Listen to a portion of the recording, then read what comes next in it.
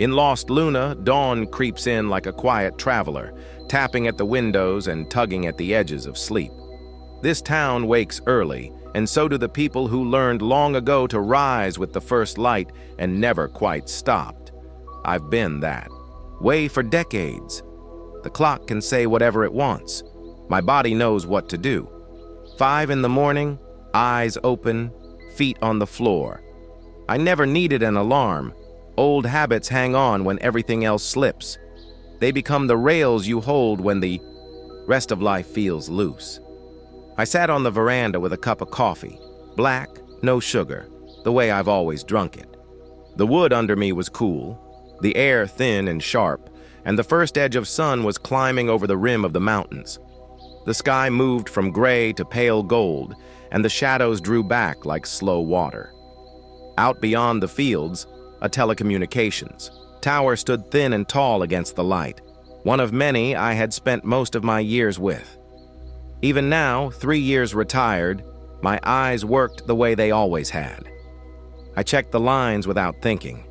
I wondered if the feeders were due for a change, if the antennas were out of tune, if the stretches needed a facelift. From the tiny blink of a beacon and the way the cables held, I could almost feel the metal under my gloves again. I'm Winston Perkins, 67, former maintenance engineer for telecommunications towers.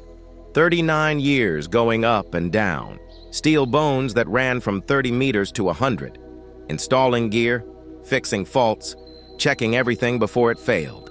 People called me nuts for climbing that high, in the wind, with nothing but a harness and calm hands. To me, those heights were a place I understood. The ground felt crowded. The towers felt clear.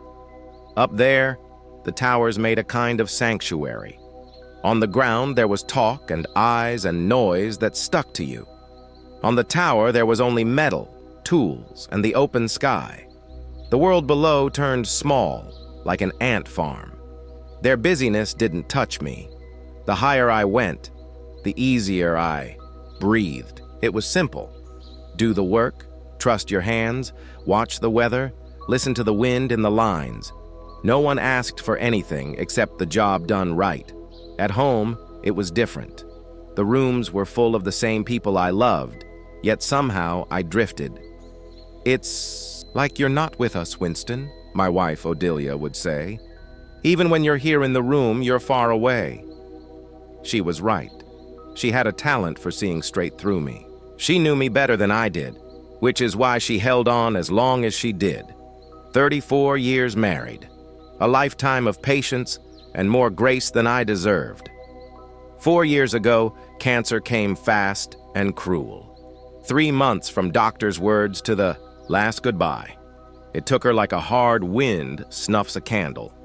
There wasn't time to argue, to bargain, to hold on. 1 minute we were making lists and plans. The next, I was standing beside a casket, and all the light in the house had gone dim. I took a sip of coffee and grimaced. It had already gone cold.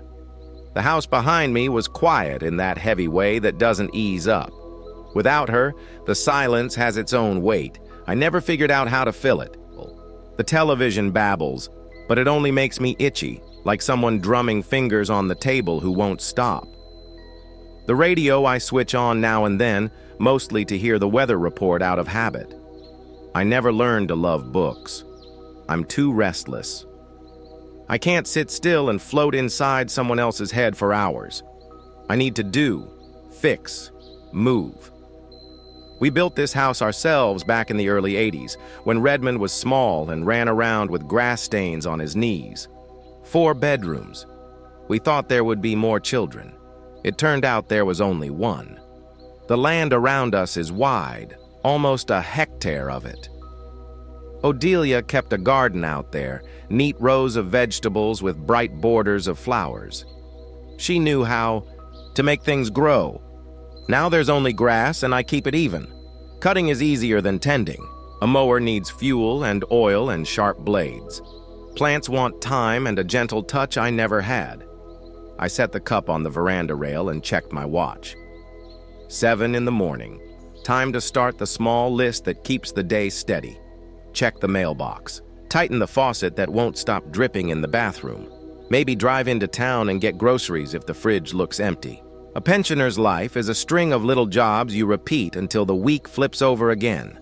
The routine can climb the walls of your head if you let it. Sometimes I miss the jolt that came with work, the feel of the wind tugging at your jacket, at 60 meters, the way the sun looks when you're at the top of a tower and it breaks over the hills. From up there, you see everything and feel apart from it at the same time. You are plugged into the whole world. Voices, signals, lights, and yet you stand alone in the sky. For someone like me, who never learned the language of people very well, that was the perfect balance. My phone buzzed in my pocket. I didn't rush. Calls this early don't often bring good news. I pulled it out and saw my son's name on the screen. Redmond. We don't talk much. Holidays, or when there's something practical to decide. We move around each other like careful drivers at an intersection, checking mirrors, waiting our turn, saying as little as possible. The truth is, our bond is thin. I had wished he'd pick up a trade, or at least something firm under his feet. Engineering, maybe. He went his own way. Economics, then marketing. And now he calls himself a debt management consultant. To my ear, that title is a pretty coat over a job that helps people climb out of holes they dug with money they didn't have. It's work, sure, but I never understood it the way I understood gears and lines. Yeah, I answered, keeping my voice flat. Hi, Dad. His tone was too bright, like he'd put a smile on for the call. How are you? How's your health? I'm fine, I said. What's going on? Nothing's wrong, he said too quickly. Just checking in. He doesn't call, just to chat. He never has. Lillian wants to come see you this weekend, he said after a breath.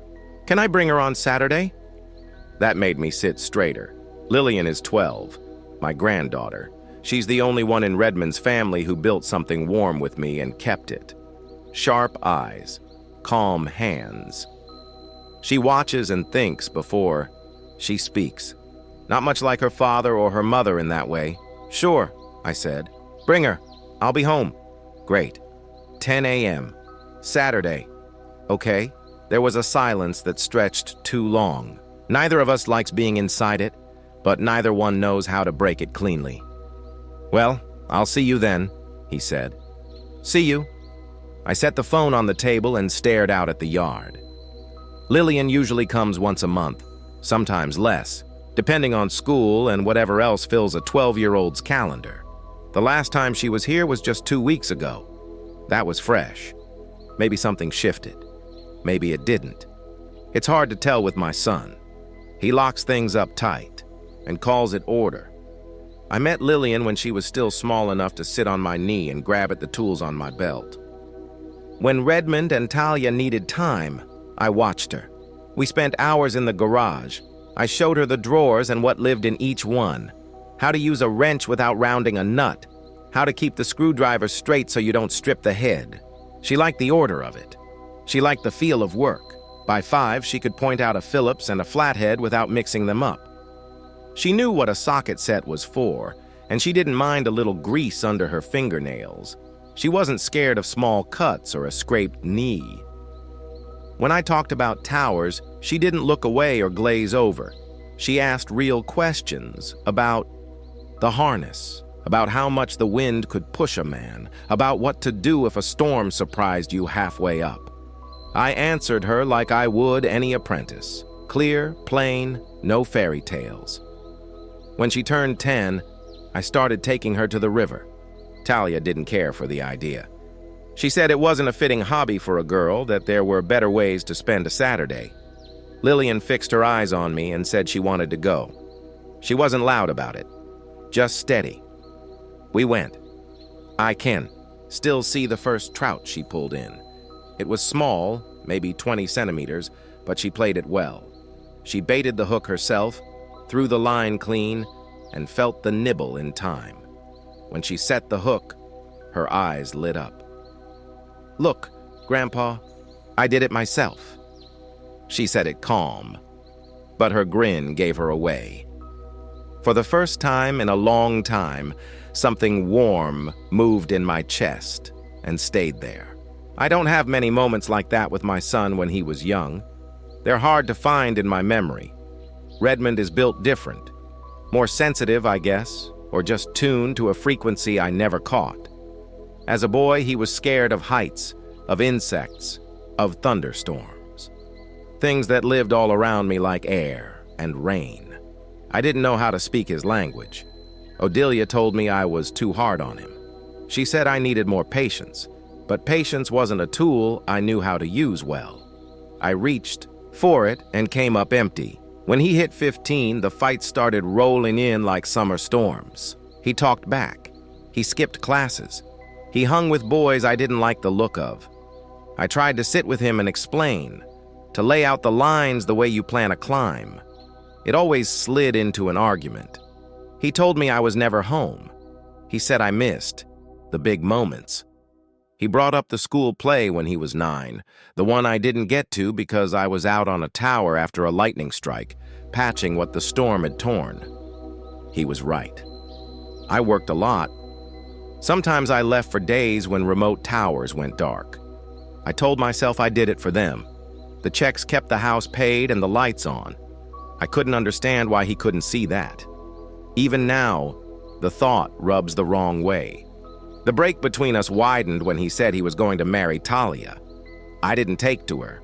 She was smooth, always polished, with plans I thought outpaced her footing.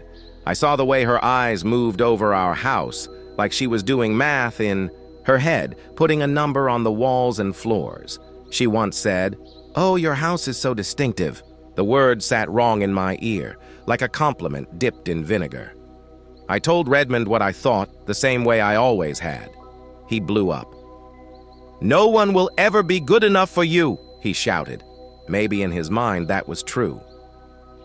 Odelia stepped in, trying her best to keep us from tearing the rope the rest of the way through, but by then the cut was deep and started to rot from the inside. We said things we couldn't take back.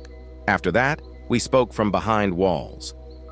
I went to the wedding because Odelia asked me to. I stood where I was told, shook hands with people whose names slipped away the second we let go, and kept a smile on that didn't reach my eyes.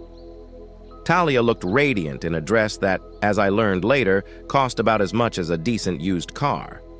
Redmond looked happy.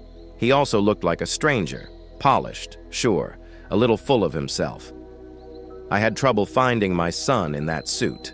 After that day, our visits got fewer and cleaner like work meetings. We kept to safe topics. We left early, then Lillian arrived, and for a while she softened the edges.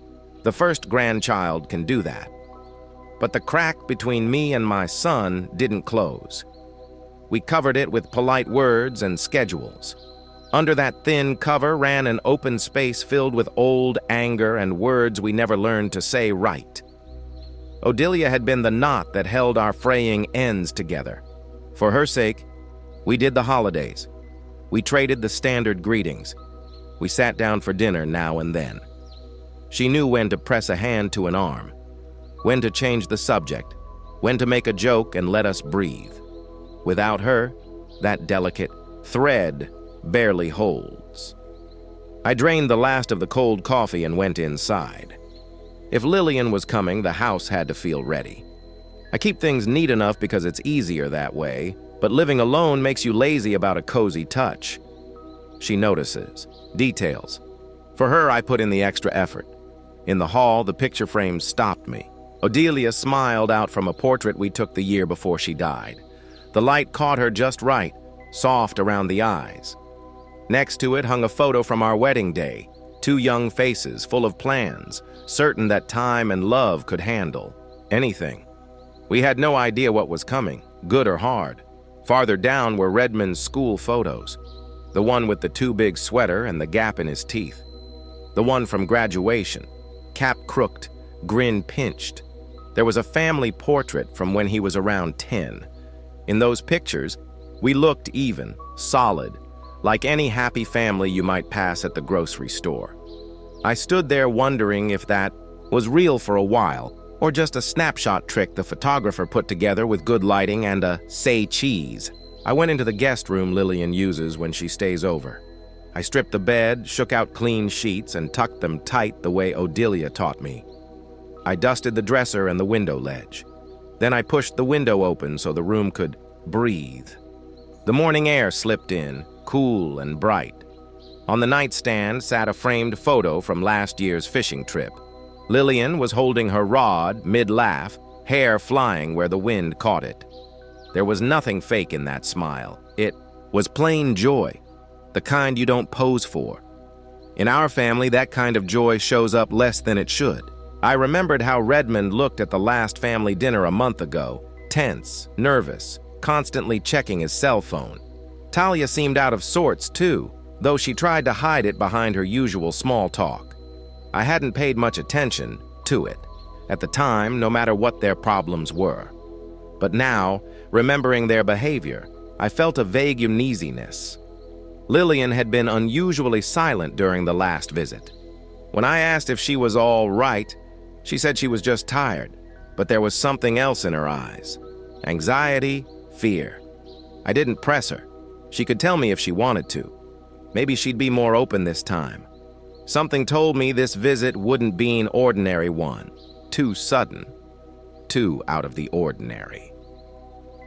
I'd learned to trust my intuition over the years of working on the towers. It had saved my life more than once, and now it was warning me of an impending storm. I walked over to the safe hidden behind a painting in my office and opened it. Inside were the deeds to the house, insurance policies, the will I'd made after Odelia's death, and a savings book. Over the years, I'd saved a decent amount of money. We'd always lived modestly, saving for our old age. Now the money was practically lying dormant. I had enough in my pension to cover my daily needs. Redmond knew about the savings. I made no secret of it. He also knew that the house was fully paid off and worth a lot, given the rise in real estate prices in recent years. But he'd never taken much interest in my finances until recently. At the last family dinner, he asked, "Asif, by the way, if I'd thought about moving to a smaller place. Why do you need such a big house, Dad? It's so much work to take care of."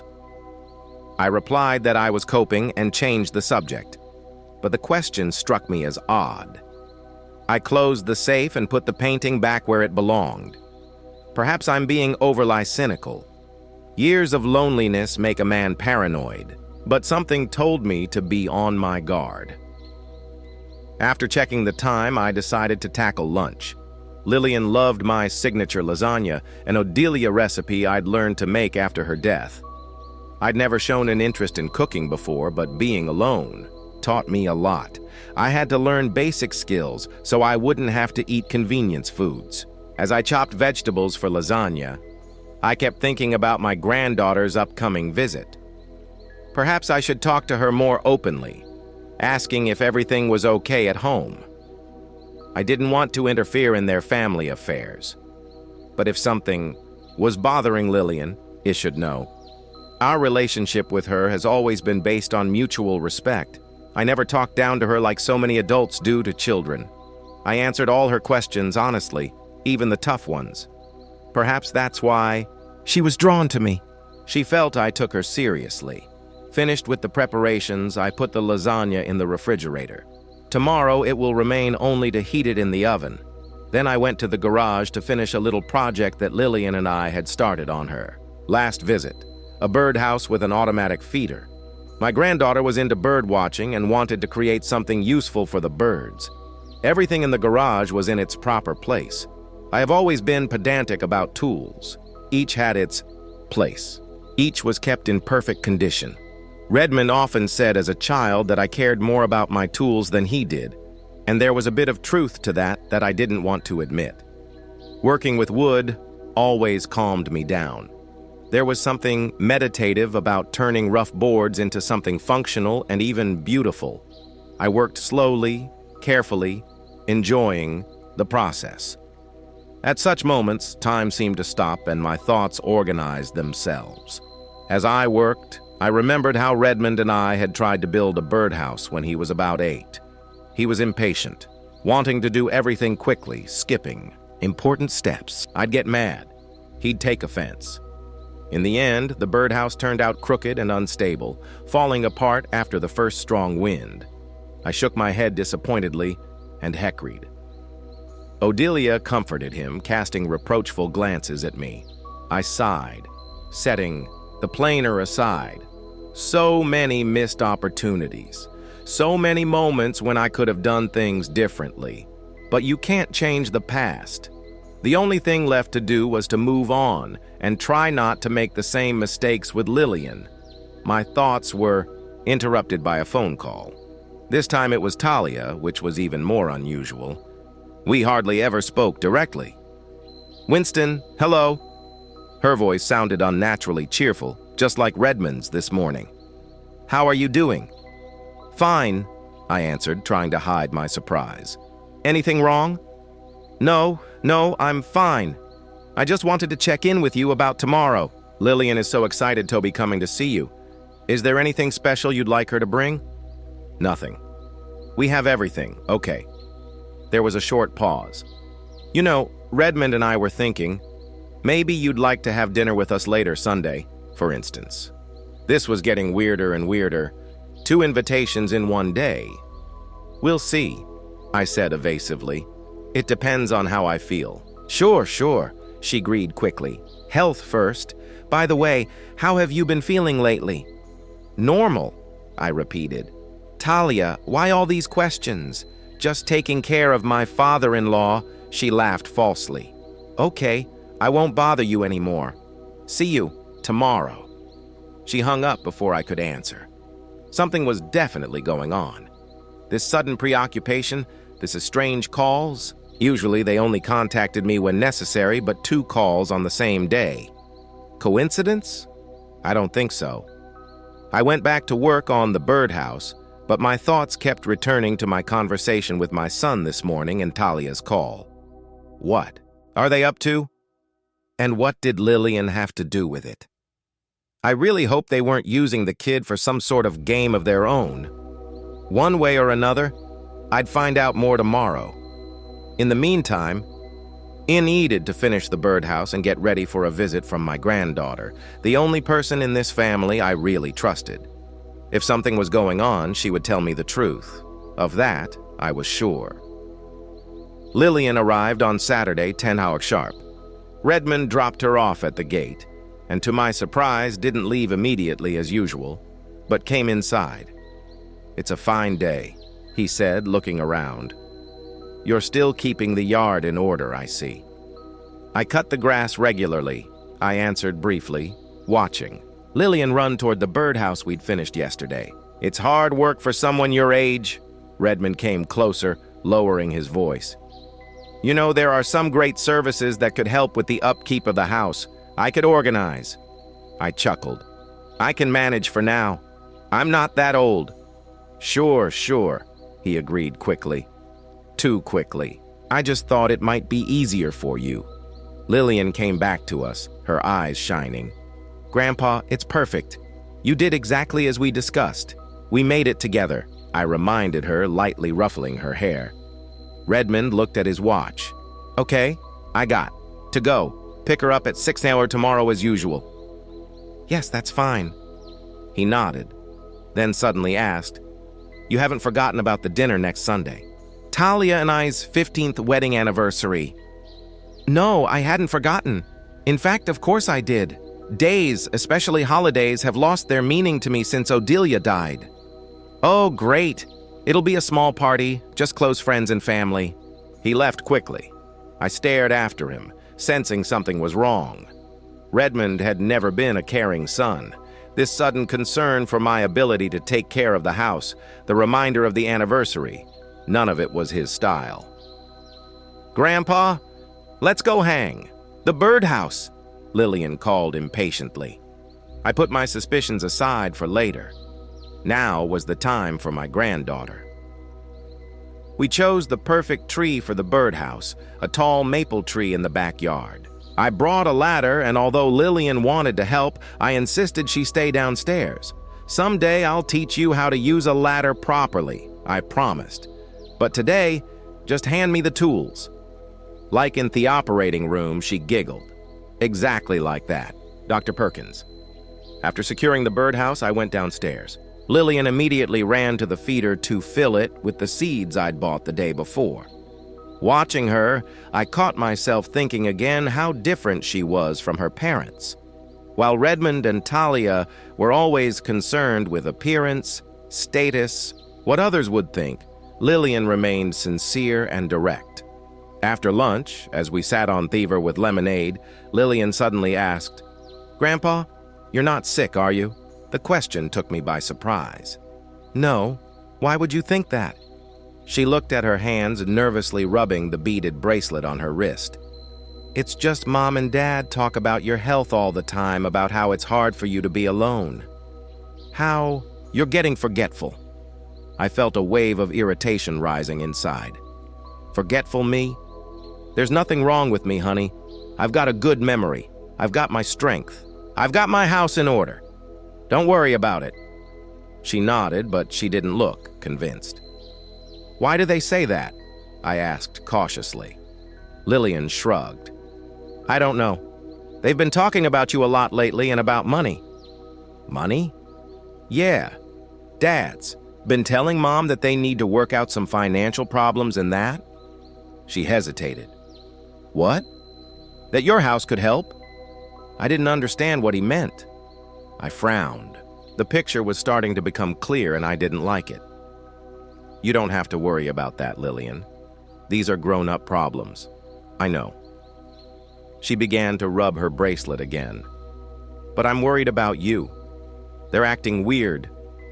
I sighed and put my hand on her shoulder. "Look, your parents may have some problems, but it's not your concern. And don't worry about me. I can take care of myself just fine. Promise? I promise."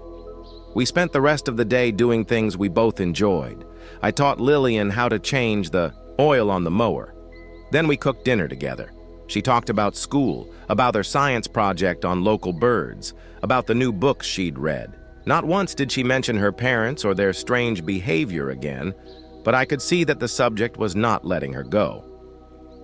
After dinner, we sat in the living room. Lillian was leafing through one of my old picture albums, and I was watching the evening news. "Grandpa, who is that with you in that picture? You look so young." I looked at the picture.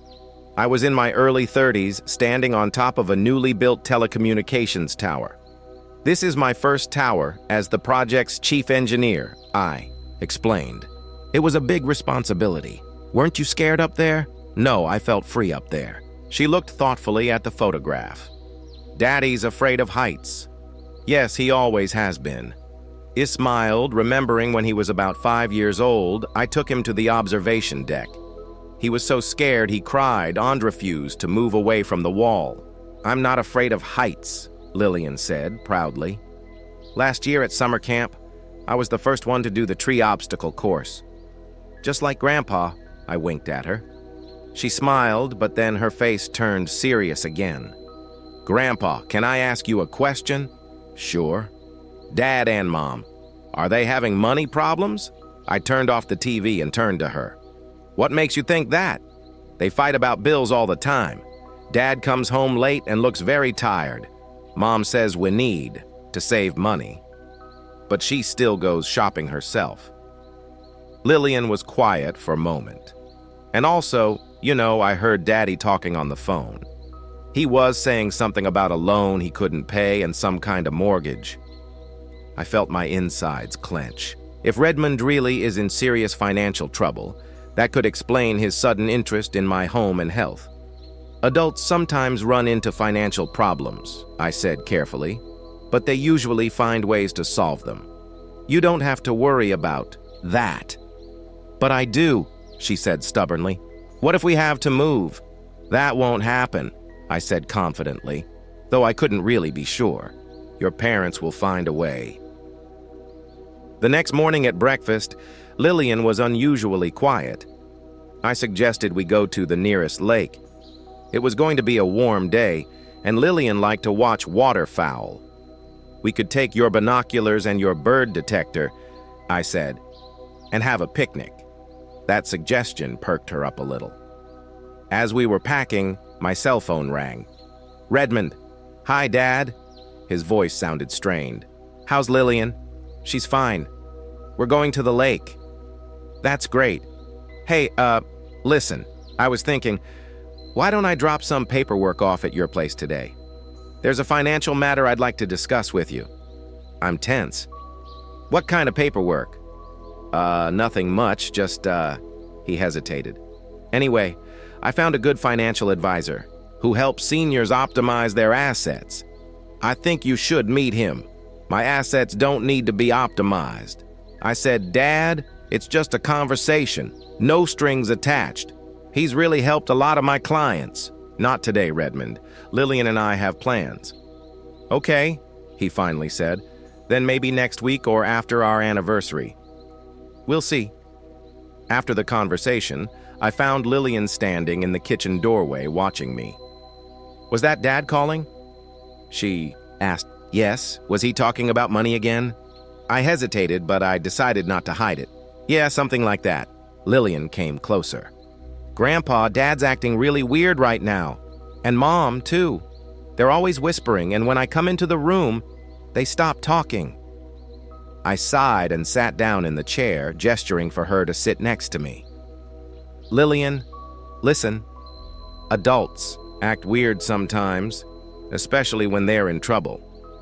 But that doesn't mean you have to worry. But I am worried about you, she blurted out.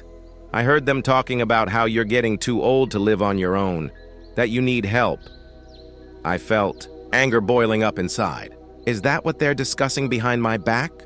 There's nothing wrong with me, I said firmly, and I'm perfectly capable of living on my own. I know, Lillian nodded. You're the strongest person I know. We went to the lake after all. It was a beautiful day, bright sunshine, and a light breeze.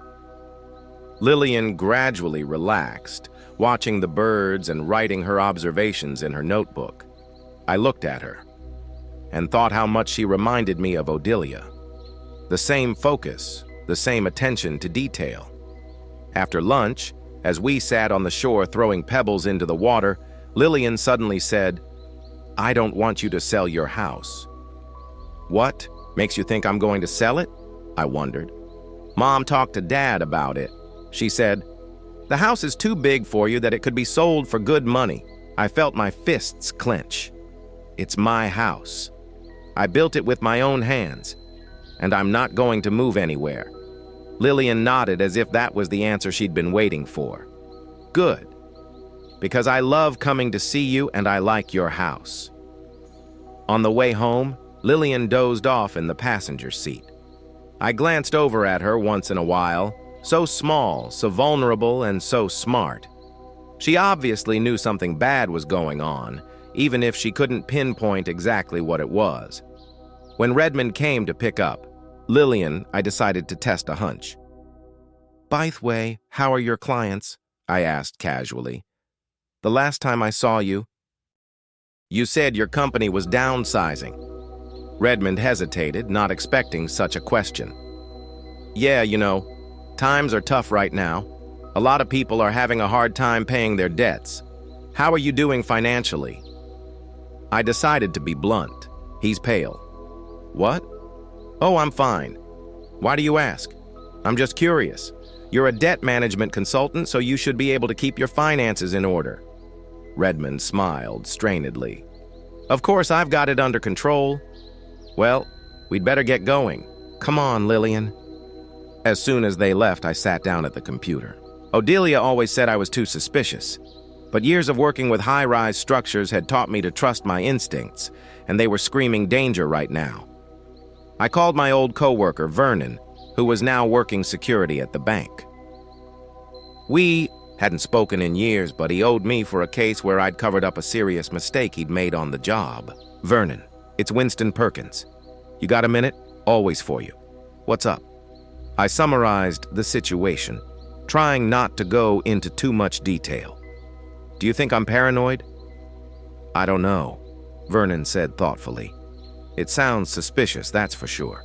Especially since your son hasn't taken such an interest in your finances before. That's what I'm saying. Maybe he does have money problems, Vernon suggested. A lot of people are in a tough spot these days. Maybe. But if so, why not just ask for help? Why all this talk about my health? About how hard it's for me to live alone? Vernon was quiet. All right, I'll see what I can do, but I can't promise anything. 2 days later, Vernon called back. Winston, it seems that your son is really in serious trouble. I can't go into details, but he's in debt up to his eyeballs. Several delinquent loans, mortgage problems. I felt something tighten inside. Despite our differences, Redmond is still my son. One more thing, Vernon continued. There was an attempt to get information about your accounts. Not from him personally, but from a financial advisor who claimed to be acting on your behalf. Of course, without proper documentation, he was turned down. When was this? Last week. It hanged. Vernon and hung up, feeling anger rising inside. So Redmond wasn't just interested in my finances. He'd already tried to access them without my knowledge. I decided to test another hunch. I called my longtime realtor, Eleanor, whom I'd met when I was buying a house lot. Eleanor, I have a question. Has anyone been interested in my house lately? Perhaps inquired about its value. Winston, have you decided to sell the house? She wondered. No, just checking something out. She thought about it for a while. You know, now that you ask, there was one call, maybe a couple weeks ago. A man was asking about the approximate value of houses in your neighborhood, especially ones built at the same time as yours. Did he give you his name? No, but she hesitated. It sounds strange, but I thought it was your son. The voice was similar. My suspicions were confirmed. Redmond wasn't just in financial trouble. He was actively looking for ways to use my assets to solve his problems. And it didn't look like he was going to ask my permission. I investigated further and learned something else. I found out through mutual acquaintances that Redmond and Talia were mired in debt because of Redmond's failed investment in some dubious business project and an ostentatious lifestyle they couldn't afford. Their house was in danger of foreclosure for non-payment of the mortgage, and their credit cards were nearly maxed out. Now everything was falling into place. The sudden concern for my health, the talk about me having a hard time managing the house, the offers of help with finances, it was all part of a plan to gain control of my assets to solve their own financial problems. I sat on the veranda looking up at the night sky, thinking about Redmond and Talia's upcoming wedding anniversary. What did they have planned? Just to talk to me about finances or something more serious? Either way, I had to be prepared for my own sake and for Lillian's sake. The week before Redmond and Talia's anniversary dragged agonizingly slow. I couldn't stop thinking about what I'd learned. My son and his wife were mired in debt and seemed to be planning to use me and my assets to solve their financial problems. Redmond called twice, ostensibly to confirm details of the upcoming holiday. Each time the conversation turned in one way or another to my health or finances. Dad, are you sure you can drive yourself? Maybe I'll pick you up? He asked one last time. I still have my driver's license and I can see the road just fine. I cut him off. Sure. Just offering. He quickly backtracked. By the way, have you thought about seeing a financial advisor? No, but why? It's just a conversation, no commitment. Because my finances are in perfect order, I replied firmly, and I don't need outside advice on how to manage them. There was a pause. All right, if you say so, Redmond said at last with ill-concealed irritation. Then I'll see you Sunday at 6. Wow. Don't bring anything. It's all organized. I hung up the phone and thought going to this party was risky given everything I'd learned, but not going would show that I suspected something. Besides, Lillian would be there, and I didn't want to let her down. On my anniversary, I spent more time than usual getting ready to go out. I shaved my face, put on my best suit, the same one I'd worn to Odilia's funeral. He looked at himself in the mirror, a tall, still sturdy man with gray hair and piercing blue eyes. Wrinkles, of course, gave away my age, but on the whole, I looked much younger than my 67 years. I didn't look like a frail old man in need of care, Before I left, I did something I hadn't done in years. I took my old tape recorder out of the safe. I checked the batteries, inserted a new memory card, then tucked the device into the inside pocket of my jacket. I hoped I wouldn't have to use it, but better safe than sorry. Redmond and Talia's house was in one of Lost Luna's new upscale neighborhoods, a 3-story mansion with a swimming pool and manicured garden. It was too big and expensive for a family of 3, in my opinion, but Talia always liked to impress people. When I pulled up, there were several cars parked outside the house. I took a deep breath, preparing myself for an evening of fake smiles and small talk I'd never liked. The door was opened by Talia, dressed in an elegant evening gown, obviously expensive. "Winston!" she exclaimed with feigned joy. "How good of you to come!" Everyone was already gathered. She kissed me on the cheek with a wave of luscious perfume and led me into the living room where about 15 people were already gathered. I recognized a few family friends, Talia's cousin and his wife, a couple of Redmond's co-workers. Redmond approached me with a glass of wine. "Dad, glad you could make it. Would you like a drink?" "No, thanks," I said. "No, I'm driving. Maybe later." "Suit. Yourself." He shrugged. "This is Harlan Pitt, a colleague of mine." Standing next to him was a thin man in his 50s with a keen eye. He extended his hand to me. "It's very nice to meet you, Mr. Perkins. Redmond's told me a lot about you." There was something about his tone that I didn't like he knew more about me than he ought to. "Nothing bad, I hope," I said, shaking his hand. "Only the best." Harlan smiled. "Especially about your amazing career. Working at Heights requires a special kind of character." "That's true." I nodded. "What do you do, Mr. Pitt?" "I'm a psychiatrist specializing in gerontology," he answered. "I help older people adapt to the changes associated with age." I felt my insides tense up. A psychiatrist specializing in the elderly at a wedding anniversary party. It couldn't be a coincidence. "An interesting specialty," I said dryly. "A very rewarding job." Harlan nodded. "You know, a lot of people underestimate how hard it can be for older people to admit they need help. You often have to work with the family to create a safe environment for those decisions." I barely restrained the urge to say everything I thought about this safe environment. Instead, I just nodded and stepped away, citing the need to say hello to the other guests. I saw Lillian in the far corner of the living room. She was sitting on the couch with a tablet, clearly bored among the adults.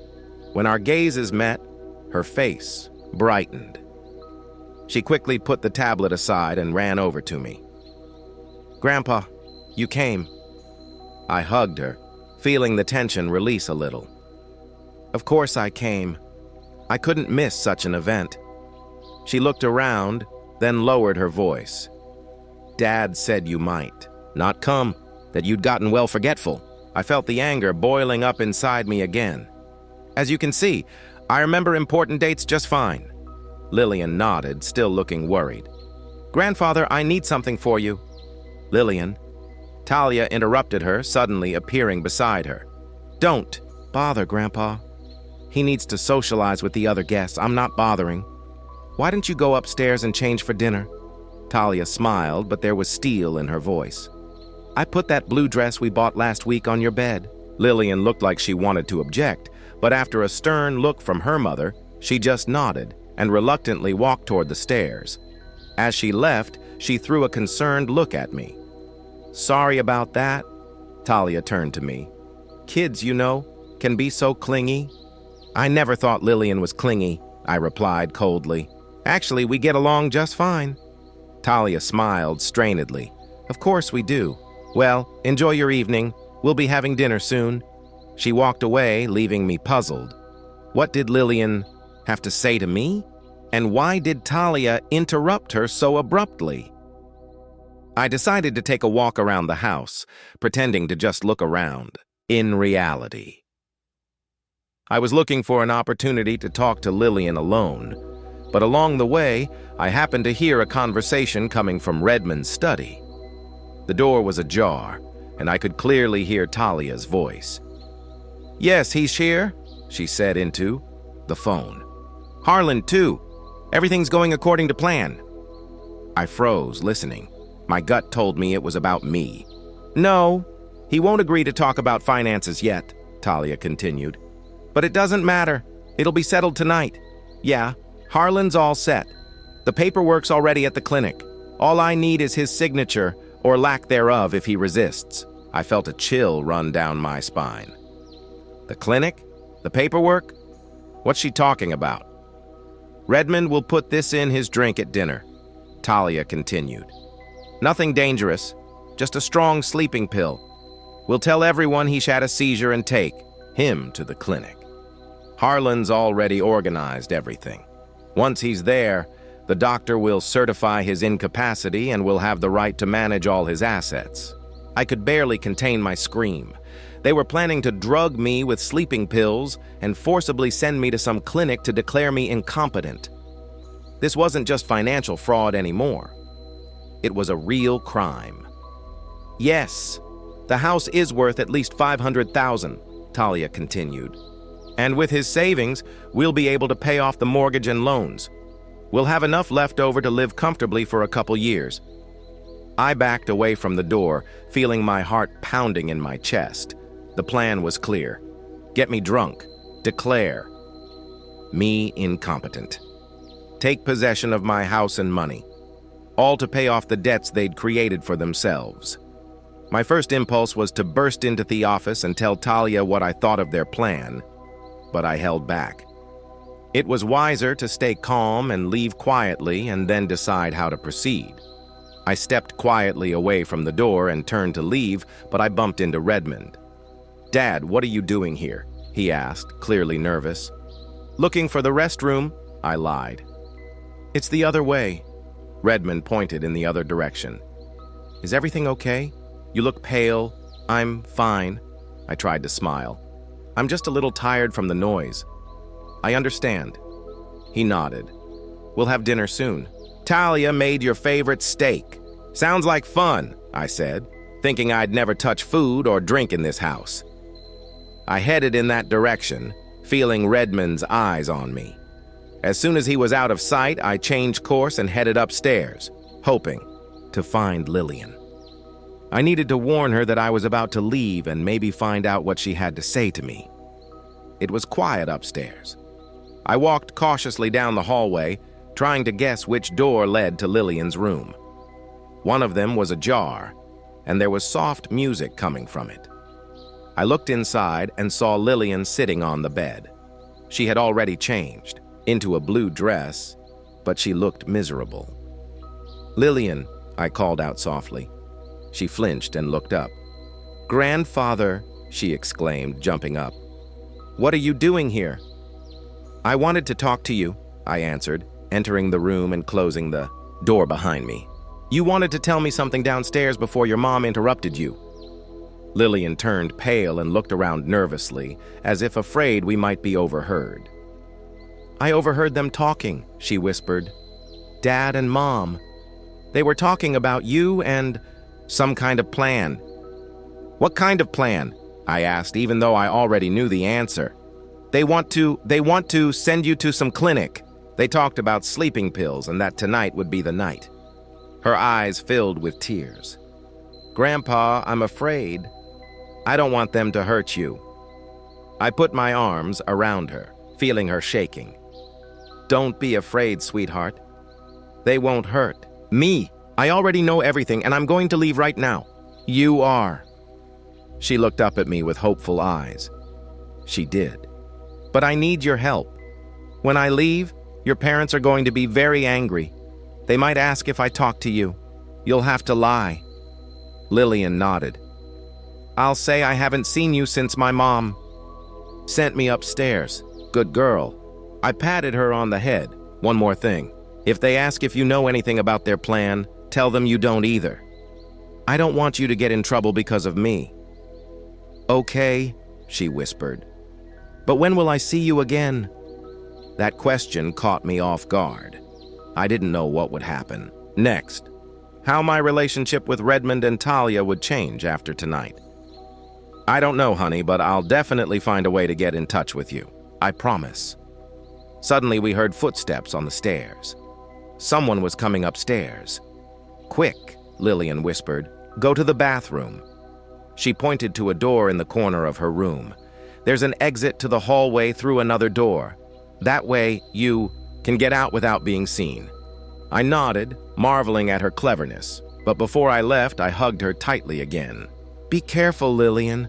And remember, no matter what happens, I love you." "I love you too, Grandpa," she whispered. "Now get out." I walked quickly through the bathroom and out the other side of the hallway, just as I heard the door to Lillian's room open. It was Talia. "Who are you talking to?" her harsh voice asked. "No one, Mom," Lillian answered with surprising calmness, just singing along with the music. I didn't wait for the conversation to continue and walked quickly but quietly to the stairs. As I descended, I ran into Harlan, who was standing in the hall with a glass of wine. "Ah, Mr. Perkins," he smiled. "I was just looking for you. I wanted to continue our conversation about age changes." "I'm afraid I'll have to postpone it," I replied, trying to look casual. "I just got a call from my neighbors and there's some kind of plumbing problem at my house. I have to go right away." Harlan frowned. "But dinner's about to be served. I'm sure your neighbors can handle it." "I'm sorry, but I have to go," I said firmly, and headed for the exit. Just then, Redmond came out of the dining room. "Dad, where are you?" "Going." "We're just about to sit down to dinner. I have to leave." I repeated the same lie. "There's a plumbing problem." Redmond went pale. "What? What kind of trouble? Wait, I'll go with you." "You don't have to," I said. "I'll be fine on my own." "But, Dad, tonight's a special night," he said, desperation in his voice. "You can't just leave. What will the guests think?" "I'm afraid your guests will do without me." I was already opening the front door. Talia came down the stairs, her face a look of alarm. "Winston, what's going on?" "He's leaving," Redmond said. "He says he's having trouble with the plumbing." "What kind of trouble?" Talia looked from Redmond to me. "It can wait until tomorrow, can it?" "No, it can't." I stepped out onto the porch, feeling my heart pounding in my chest. At that moment, Lillian appeared at the top of the stairs. She looked up at me with wide-open eyes full of worry. "Grandpa, get out of here now!" she suddenly shouted. Everyone froze. Redmond and Talia stared at their daughter in shock. "Lillian!" Talia exclaimed. "What are you talking about?" I stood there, stunned by Lillian's sudden outburst. She knew I was going to leave, so why draw attention? "Why?" I asked, looking at my granddaughter. "Just go away, please," she said pleadingly. And then I realized she was doing it on purpose, drawing attention from everyone so that Redmond and Talia wouldn't have a chance to stop me quietly. Smart girl. I nodded. "Okay, Lillian, I'm out of here. What's going on here?" Redmond shifted his gaze from his daughter to me. "Lillian, do you know something?" "I don't want Grandpa to get hurt," she said firmly. Harlan came out onto the porch. "Mr. Perkins, are you really feeling well? Maybe you need some help." "The only help I need is for all of you to leave me alone," I replied sharply.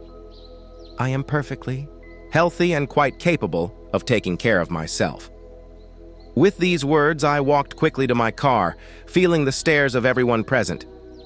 As I got behind the wheel, I took one last look at the house. Lillian stood on the porch, her small figure in her blue dress seeming so vulnerable among the adults, but there was a sense of determination in her posture. I started the car and drove away, knowing I had put my trust in the right person. Lillian had saved me from the fate her parents had prepared for me. Now it was my turn to protect her from the consequences of her brave act. I drove home, gripping the steering wheel tightly and trying to keep my hands from shaking. The events of the evening played over and over in my head like a nightmare movie. My own son and his wife planned to drug me with sleeping pills and put me in a mental institution for money for my house, to solve their financial problems. 4. A second I even wondered maybe I was really losing my mind. Maybe I'd misinterpreted the conversation I'd overheard, but no, it was very clear. Talia was talking about sleeping pills, about the clinic, about paperwork, and Lillian heard the same thing and warned me. It couldn't have been a coincidence or a play of my imagination. By the time I reached home, it was almost 9 in the evening. The first thing I did was check the doors and windows, making sure everything was securely locked. Then I pulled my most important documents out of the safe. The will, the deeds to the house, the bank statements. Everything looked in order, but that didn't mean I was safe. I sat down at the kitchen table and tried to gather my thoughts. What now? Redmond and Talia must have realized their plan had been discovered. What would they do next? And most importantly, how would they protect themselves in Lillian? After some thought, I decided to call my old friend Malcolm Reeves. We'd known each other since high school, but we hadn't spoken much in recent years. Malcolm had become a successful attorney specializing in family law. If anyone could help me in this situation, it was him. Despite the late hour, Malcolm answered after the second dial. Tone. Winston, he sounded surprised. I haven't heard from you in ages. What's wrong, Malcolm? I need your help, I said, without preamble. Professional help. There was a short pause. Sounds serious. Are you okay? Physically, yes, but I'm in trouble. Serious problems with Myson. I summarized the situation, trying to stick to the facts and not get emotional. I told him about Redmond's sudden interest in my finances, about Talia's overheard conversation, about the plan with the psychiatric clinic. Malcolm listened in silence. When I finished, he took a deep breath. God, Winston, this is more serious. Then I thought, are you sure about what you've heard? These are very serious allegations. I'm absolutely sure, I replied firmly, and my granddaughter heard the same thing. Okay.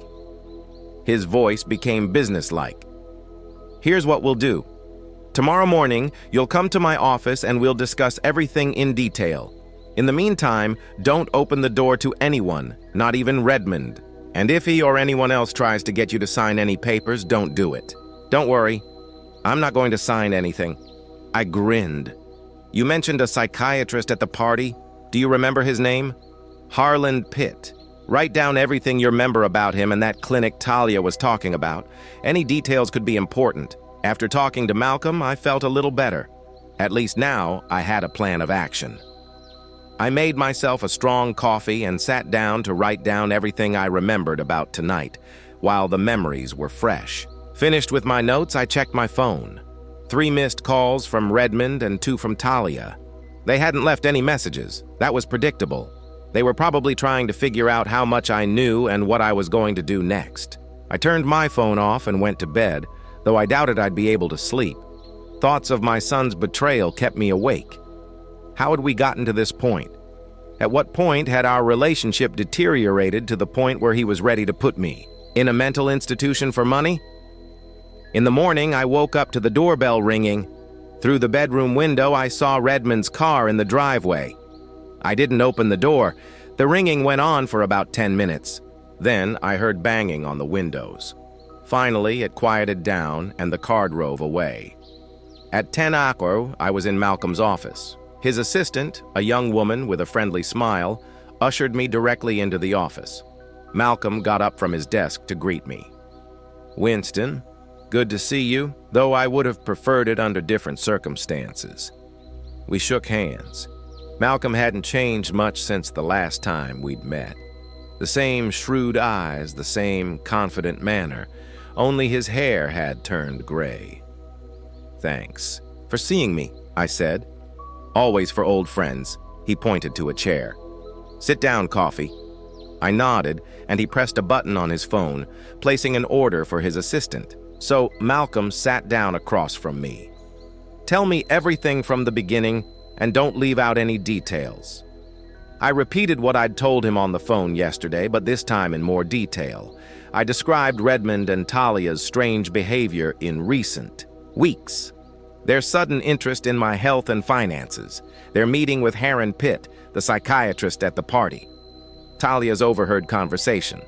Malcolm listened, taking notes. When I finished, he leaned back in his chair and tapped his pen, thoughtfully on his notebook. "The situation is really serious," he said at last. "What you're describing looks like an attempted fraud to take your property.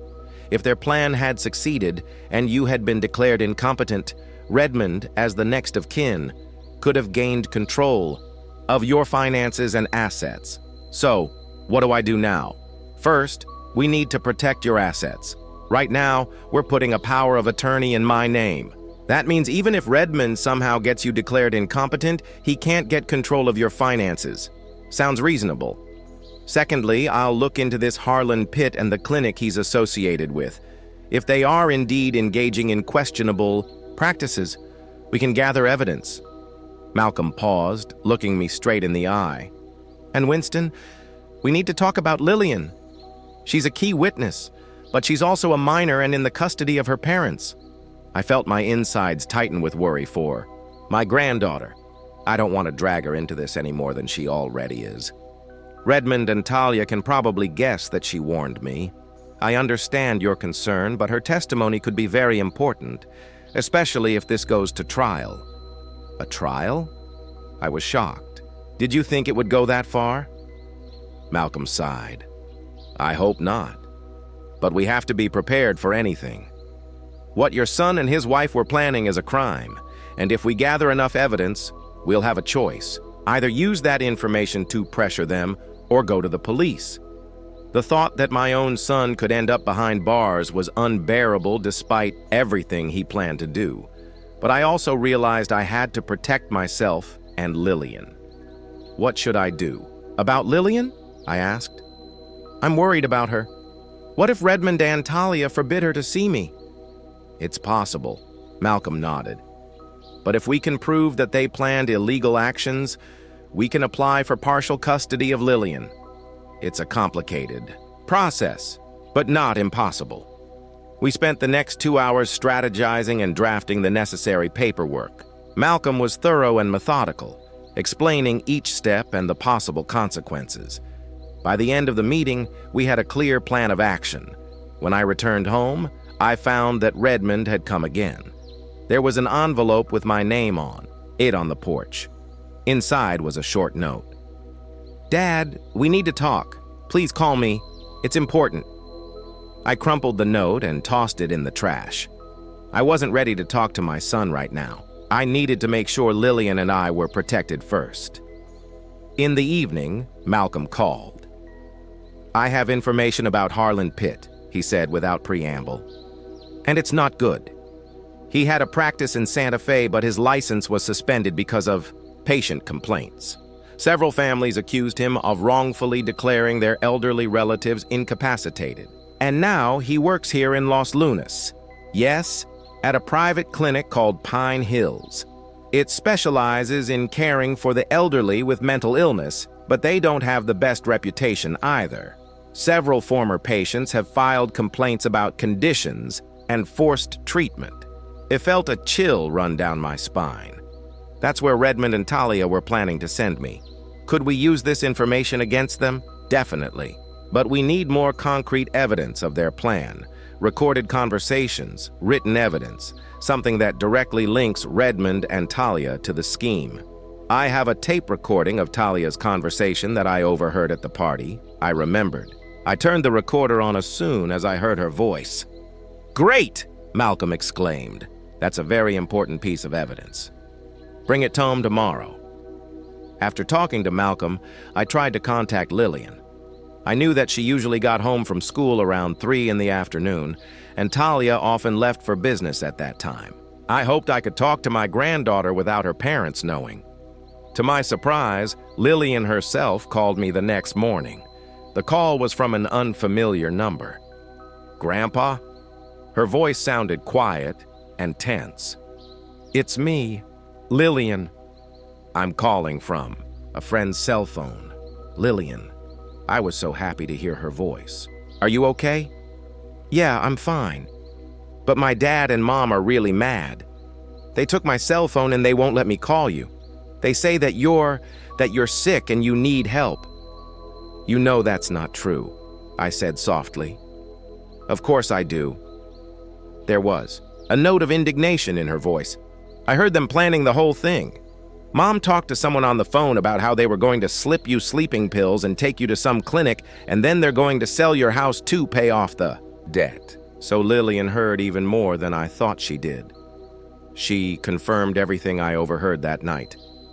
"You were very brave to warn me," I said, "and I'm very grateful to you for that.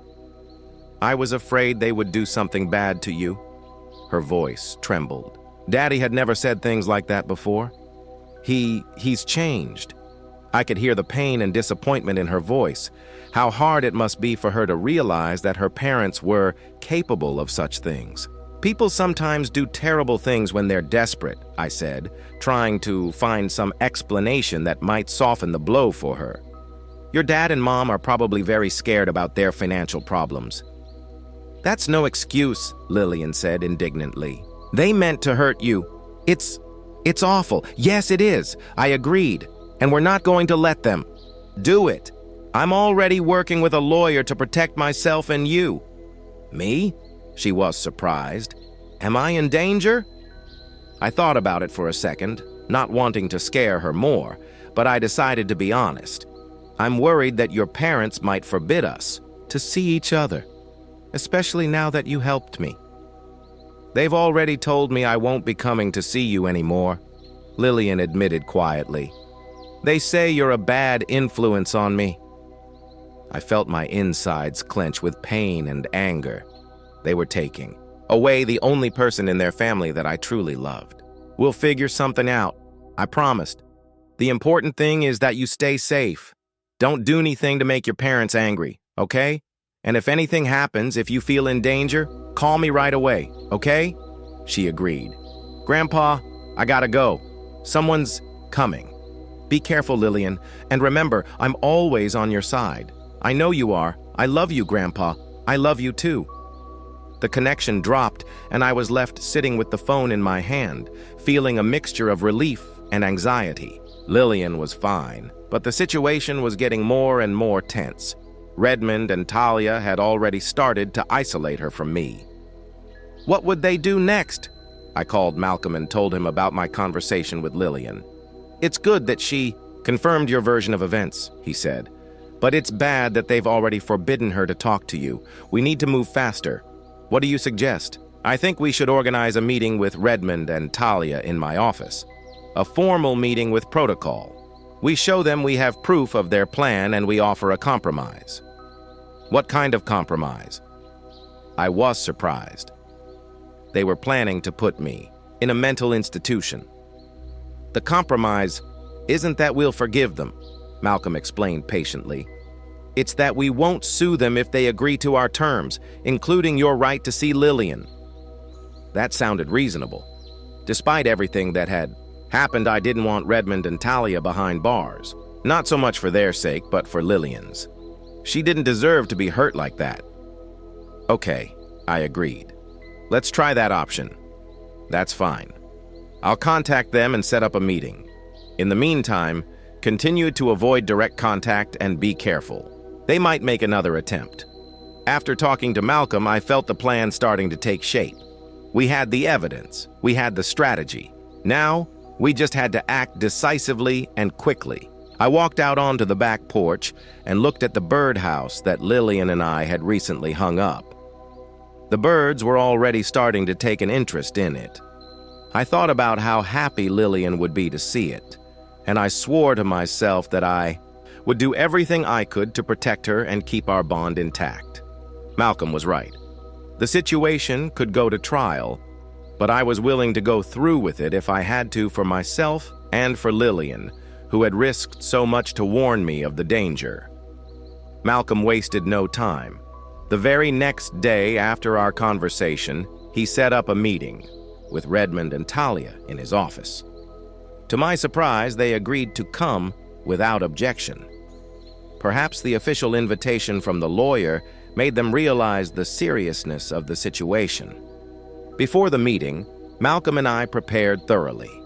He compiled a detailed dossier on Harlan Pitt and the Pine Hills Clinic, including complaints from former patients and disciplinary actions. He also transcribed the audio recording of Talia's conversation that I made at the party and prepared an affidavit from Lillian, whom he met with separately. Legally, her testimony is of limited value given her age, Malcolm explained, but it confirms your version of events and puts additional pressure on Redmond and Talia. The meeting was scheduled for Wednesday, 11 hours in the morning. I arrived half an hour early to go over strategy with Malcolm again. "Remember," he said as we sat in his office, waiting for Redmond and Talia to arrive, "our goal is not revenge, but to protect your interests in Lillian's well-being. Try to stay calm no matter what." I nodded, though I was seething inside at the thought of meeting my son. How would I look him in the eye after what I'd learned? How would I restrain myself from saying everything that had accumulated in my heart? At 11 sharp, Malcolm's assistant announced the arrival of Redmond and Talia. They entered the office with tense faces. Redmond looked pale and gaunt, Talia nervous but determined. Both of them carefully avoided looking at me. "Good morning," Malcolm greeted them, pointing to the chairs across from his desk. "Thank you for coming on time." "Why the farce?" Talia asked sharply, not sitting down. "Why have we been summoned?" "It's not a summons Bhutan invitation to discuss a serious situation," Malcolm replied calmly. "Please sit down. We have a lot to discuss." Reluctantly, they took their seats. Redmond continued to avoid my gaze, but Talia looked straight ahead and defiant. So Malcolm began, "I'm representing Winston Perkins in relation to the circumstances that occurred on your wedding anniversary, as well as the events leading up to that day." "What are you talking about?" Talia feigned bewilderment. "Winston left our party abruptly, citing some plumbing problems. He's been avoiding contact with us ever since. We're worried about his mental state." Malcolm opened the folder in front of him. "Mrs. Perkins, we have an audio recording of a phone conversation you had on the evening of your anniversary. In that conversation, you discuss a plan to inject sleeping pills into Winston's drink and place him in a private clinic where he was to be declared incompetent." Talia's face turned pale, but she quickly pulled herself together. "This is ridiculous. There was no such conversation." "Yes," I spoke for the first time, looking directly at her. "I heard it with my own ears and recorded it. You were talking to someone about the clinic, about the paperwork that had already been prepared, about how you were using my house and savings to pay off your debts." Redmond finally looked up. They were a mixture of fear and anger. "Dad, you don't understand." "No, you don't understand," I interrupted him. "You and Talia were planning to force me into a mental institution for money, for my house. That's not just a betrayal. That's a crime." Redmond and Talia looked at each other, as if deciding whether to continue denying the obvious. Finally, Redmond sighed heavily. "We're really desperate," he said quietly. "Debts, the threat of losing our home. We didn't know what to do." "And you decided to sacrifice me?" I asked, feeling the anger building inside me. "Your father?" "We weren't going to hurt you," Redmond exclaimed. "The clinic is good with comfortable conditions. Don't lie to me," I raised my voice. "I know all about Pine Hills and Dr. Pitt. I know about the complaints from former patients, the forced treatment, the disciplinary actions. You chose that place not because of its comfortable conditions, but because they agreed to participate in your scheme there." Talia threw Redmond an angry look, as if accusing him of revealing their plan. "It was Harlan's idea," she said, shifting from denial to blame shifting. "He said it was common practice for families faced with elderly relatives who couldn't adequately manage their finances." "I am absolutely adequately managing my finances," I retorted. Unlike you, Malcolm raised his hand, calling for calm. "Let's get back to the point. We have evidence that you planned illegal actions against Winston. That is grounds for criminal prosecution. However, given the family circumstances, we are prepared to discuss an alternative." "What alternative?" Talia asked wearily. "An agreement that protects Winston and Lillian's interests without involving law enforcement." At the mention of his daughter, Redmond flinched. "What did Lillian have to do with this?" "Because she witnessed your conversations," I answered. "She heard. You planning the whole thing, and she warned me, risking your wrath. That's why she was acting so weird at the party," Talia muttered.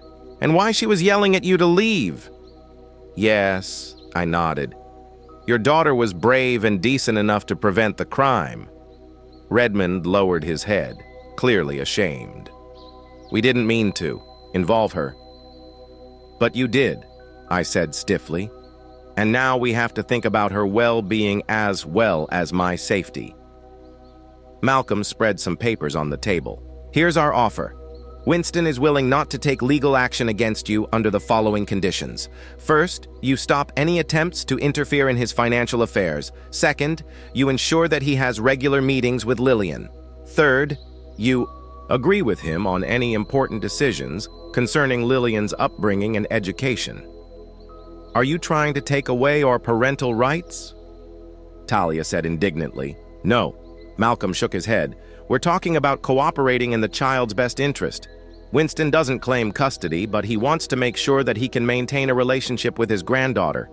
Redmond and Talia looked at each other again, this time with some relief. They were clearly expecting harsher terms. "What about our financial problems?" Redmond asked cautiously. "Dad, you realize that we're in a real bind, don't you?" "I do," I replied. "And if you had just come to me and told me honestly about your difficulties, I would have thought about how to help. But after what you were planning to do," I shook my head. "I can't just give you the money." "Then we'll lose the house," Redmond said, quietly. The bank had already started foreclosure proceedings. I looked at Malcolm, and he nodded understandingly. "There is another option," I said. "I can help you with some of the debt, but not directly. I'll set up a trust fund for Lillian, which will be managed by an independent trustee. The fund will pay for her educational and medical expenses, and at the trustee's discretion, some family needs. But the principal will remain untouched until her majority." "So, you don't trust us even with that?" Redmond grinned bitterly. "Have you given me a reason to trust you?" I asked, looking him straight in the eye. "After everything you've planned?" Redmond couldn't take my stare and lowered his head again. "It's better than nothing," Talia interjected. "But it's not enough. We need much more than that to solve all the problems." "That's all I'm willing to offer," I said firmly. "There's you'll have to decide. On your own. Maybe sell the house and move to a place you can afford. Cut back on expenses, get an extra job, do what normal people do when they find themselves in financial difficulty." Talia wanted to object, but Redmond stopped her by putting his hand on her forearm. "All right," he said. "We agree to your terms, but I want you to know that we really didn't mean to hurt you. We were just confused." "Confused?" I couldn't believe my ears. "You were planning on forcing me into a mental institution. That's not confused. That's a conscious decision to harm another person for your own gain. What did you expect?" Redmond suddenly exploded. "All my life, you've put work before family. You missed my school events. You forgot my birthdays. You criticized my decisions. When I needed your support, you always found more important things to do. That doesn't justify what you planned," I said firmly. "No, it doesn't," Redmond agreed abruptly. "But it helps to understand why I felt no particular remorse in planning it. You've always been a cold, demanding father. You never showed you loved me or were proud of me. Even now, when I'm in desperate straits, you talk about trust, fund, and conditions instead of just helping your son." His words hit me harder than I expected. Was there some truth in them? There might have been. I had never been a model father. Work really did often come first. I didn't know how to express my feelings. I didn't know how to praise and support. But from admitting my mistakes to justifying their actions is a huge distance. I made parenting mistakes, I admitted. and if you need to hear me say I regret it, yes, I do. But nothing excuses what you plan to do, and especially how it might have affected Lillian. At the mention of his daughter, Redmond snickered again. "She hasn't spoken to me since that day," he said quietly. "She looked so disappointed, as if I'd betrayed her." "You did," I said. "Not just me, but her. She believed her father was a good man." Malcolm coughed delicately, making his presence known. "I think we should go back to discussing the agreement," he said. "Winston's terms are quite generous given the circumstances. You avoid prosecution, receive financial support through a trust fund for Lillian, and retain your parental rights. In return, you guarantee Winston's safety and his right to see his granddaughter." Redmond and Talia looked at each other, then nodded almost simultaneously. "We agree," Redmond said. "Good." Malcolm pushed the papers toward them. "Then you need to sign these papers, and of course we expect you to cease all contact with Dr. Pitt and the Pine Hills Clinic." As they read and signed the papers, I looked at Redmond and thought about how we'd gotten to this point. My only son, whom I loved no matter what, was planning to hurt me for money. How could this have happened? Where had I gone wrong in his upbringing? Or was it not just me, but his own choices? Talia's influence, the pressures of a society demanding more and more material goods. When all the documents were signed, Malcolm gathered them up and put them in a folder. "Now, for the practical side of things," he said. "Winston would like to see Lillian every weekend, Saturday through Sunday. Is that acceptable?" "Yes." Redmond nodded without looking at me. "But first we need to talk to her. Explain the situation." "Okay," I agreed. "But don't try to turn her against me or make her feel guilty for helping me." "We won't," Redmond said quietly. "She's upset enough as it is." When the meeting was over and Redmond and Talia left, I was left sitting in Malcolm's office feeling a strange emptiness inside. It was a victory. I'd protected myself and ensured that I could see Lillian. But at what cost? A permanent break with my son. "You did the right thing," Malcolm said, as if reading my mind. "They had to suffer the consequences for their plans, and the terms you offered were more than generous." "I know," I sighed. "It's just that he's still my son." "And that's why you didn't sue him," Malcolm reminded me. "You protected yourself and Lillian, but you gave him a chance to make things right. It was the best thing you could have done in that situation." Maybe he was right, but deep down, I still felt bitter that my relationship with Redmond had come to this point, and the realization that now they would probably never recover. The day after the meeting, I revised my will. Malcolm helped me draft a new document that put most of my estate into a trust for Lillian. I left Redmond a minimal share, just enough to keep him from contesting the will, but not much more. "Are you sure that's what you want to do?" Malcolm asked when we'd finished. "It's a pretty tough decision."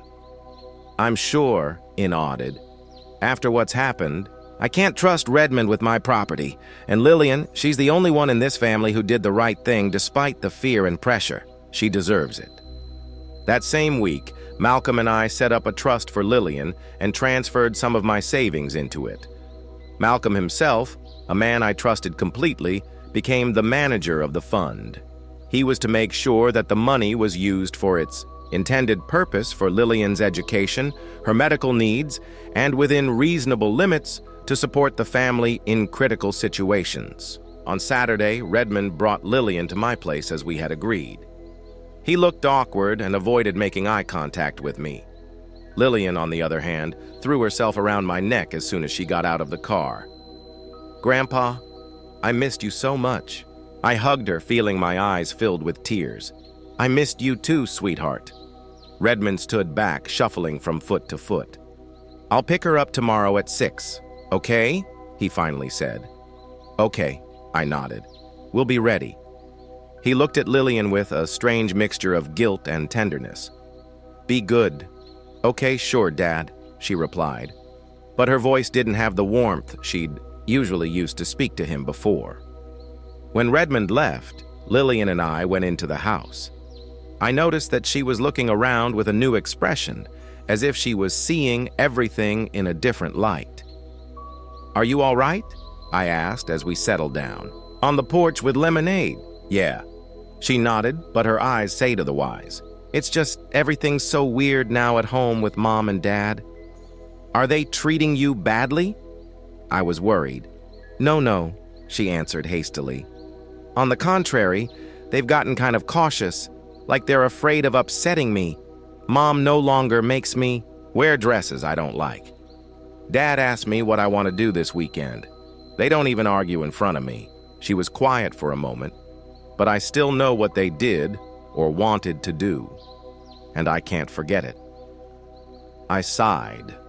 Lillian had faced the betrayal of the people closest to her too soon.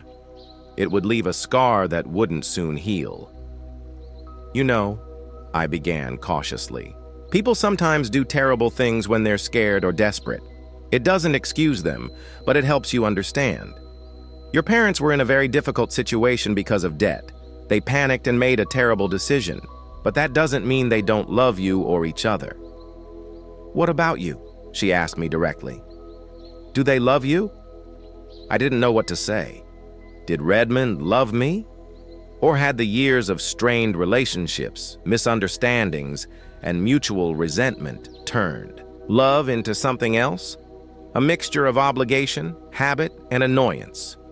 "In my own way, yes," I said at last.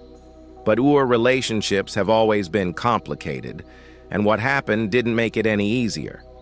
Lillian shook her head thoughtfully. "I still find it hard to understand how they could have conceived of such a thing. I would never. And that's why I'm so proud of you," I interrupted her. "You did the right thing in a very difficult situation. It took a lot of courage." She smiled weakly, and I saw in that smile a glimmer of the old Lillian, the carefree, curious girl who came to visit me every month to build birdhouses and watch birds. "You know what?" I said, trying to cheer her up. "Let's see how our birdhouse is doing. It looks like it's already got some new residents. We spent the weekend trying not to think about recent events. We walked, cooked together. I showed her how to work with the new tools in the garage. On Sunday, we went to the lake where Lillian could bird watch for her school project. Gradually, the tension left her. She started laughing and chatting again, like she used to. When it was time to go home, she suddenly gave me a big hug. "Thank you, Grandpa," she whispered, "for creating this place for me. Here I feel normal." Her words touched me to the core. Despite all my mistakes as a father, I seemed to have managed to be a good grandfather. And now it was my job to protect this little island of normally for Lillian until she grew up and was able to create a life of her own. Redmond arrived at 6 sharp as promised. He looked tired but calmer than the day we met at Malcolm's. "How did it go?" he asked, looking at Lillian. "Good," she answered. "We went to the lake and saw so many birds. I wrote it all down for my project." "That's great." Redmond nodded, then turned to me. "Thanks for taking care of her." "Always," I replied simply. Our gazes met, and for a moment I saw something in his eyes. Maybe regret, maybe a realization that something irreparable had happened between us. But the moment passed quickly and he turned away.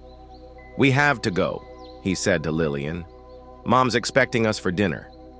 As they drove away, I stood on the porch, watching the car drive away. A strange feeling filled me, a mixture of bitterness at being separated from my son and relief that I'd been able to stay connected to Lillian. Malcolm was right. Some relationships couldn't be repaired. What had happened between Redmond and me had left a wound too deep to repair. Maybe in time, the pain would dull and we could communicate more calmly, but trust had been broken, and it was unlikely that it would ever be fully restored. However, there was a ray of light in this sad story. Lillian, a smart, brave girl, who risked everything to do the right thing. Now, my main job was to protect her from the consequences of adult mistakes, to create a safe haven for her where she could just be herself. I walked back into the house and went to the window overlooking the backyard. The birdhouse that Lillian and I had hung was now occupied. The little bird was fussing around, setting up her nest. Life went in no matter what. Though much had been lost, something important had been saved.